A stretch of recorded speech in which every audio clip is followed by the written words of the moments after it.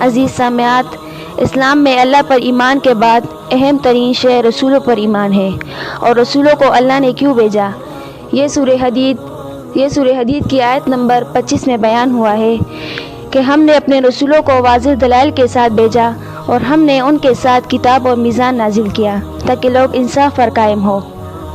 عزیز سامعات، دنیا کے نظام کو احسن اور خوب انداز کے ساتھ چلانے اور حسن معاشرت قائم رکھنے کے لیے اسلام کے دیے گئے نظام کا ایک بہت ہی اہم حصہ عدل و انصاف کا ہے۔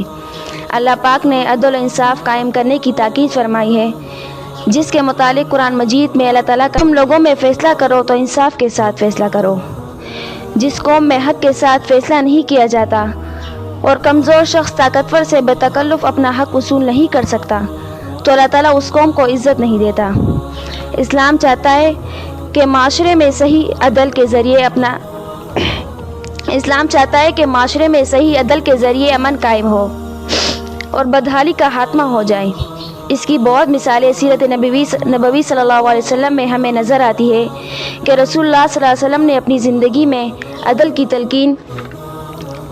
کی تلقین کی ہے، اور کسی بھی سفارش کو عدل و انصاف کے قیام کے راستے میں حائل نہیں ہونے دیا۔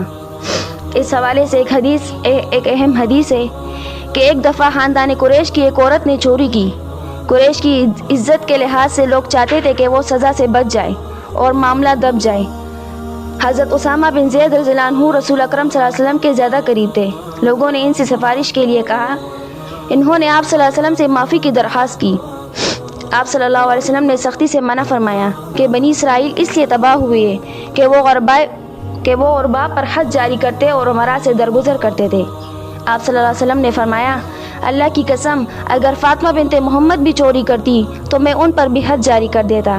آپ صلی اللہ علیہ وسلم نے اس عورت کا ہاتھ کاٹنے کا حکم دیا۔ عزیز سامعات، جس معاشرے میں عدل انصاف کا غلبہ ہوتا ہے اس معاشرے کے لوگ خوشحال زندگی گزارتے ہیں، امن اور سکون کے ساتھ زندگی بسر کرتے ہیں، اور جس معاشرے سے عدل انصاف کا خاتمہ ہو جائے وہاں پر ظلم اور ناانصافی جنم لے لیتی ہے۔ اسی طرح اللہ سبحانہ تعالیٰ فرماتے ہیں وَإِذَا قُلْتُمْ فَاعْدِلُوا وَلَوْ كَانَ ذَا قُرْبَىٰ، کہ جب تم گفتگو کرو تو عدل کی بنیاد پر کرو، بات کرو تو عدل کی بنیاد پر کرو، اگرچہ سامنے تمہارا قریبی رشتہ دار ہی کیوں نہ ہو۔ اور غیروں کے ساتھ بھی جو لوگ ہماری ملت پر نہیں، ہمارے مذہب پر نہیں، ان کے ساتھ بھی ہمیں عدل انصاف کا معاملہ کرنے کا حکم دیتا ہے قرآن۔ وَلَا يَجْرِمَنَّكُمْ شَنْآنُ قَوْمٍ عَلَىٰ أَلَّا تَعْدِلُوا اعْدِلُوا هُوَ أَقْرَبُ لِلتَّقْوَىٰ، کسی قوم کی عداوت اور دشمنی تمہیں اس بات پر آمادہ نہ کرے کہ تم عدل کا دامن ہاتھ سے چھوڑ دو۔ عدل کرو، اس لیے یہ تقویٰ کے زیادہ قریب ہے۔ اسی طرح نبی کریم صلی اللہ علیہ وسلم نے 7 خوش نصیب ایسے گنوائے کہ جنہیں قیامت کے دن اللہ پاک عرش کا سایہ عطا فرمائے گا۔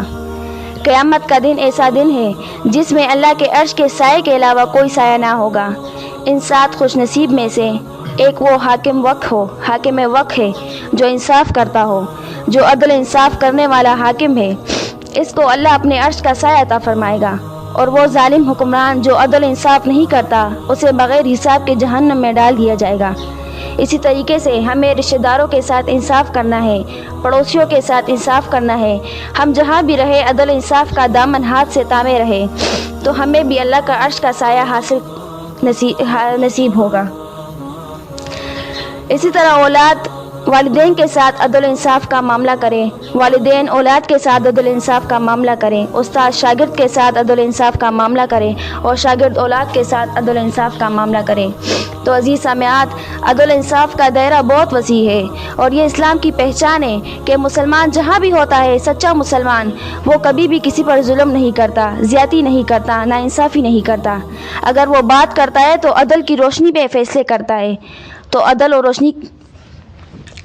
انصاف کی روشنی میں گواہی دیتا ہے۔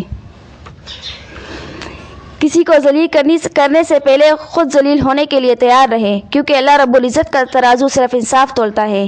اللہ سے دعا ہے کہ اللہ ہمیں عدل انصاف کا دامن ہاتھ سے تامنے کی توفیق عطا فرمائے۔ آمین ثم آمین، وآخر دعوانا الحمد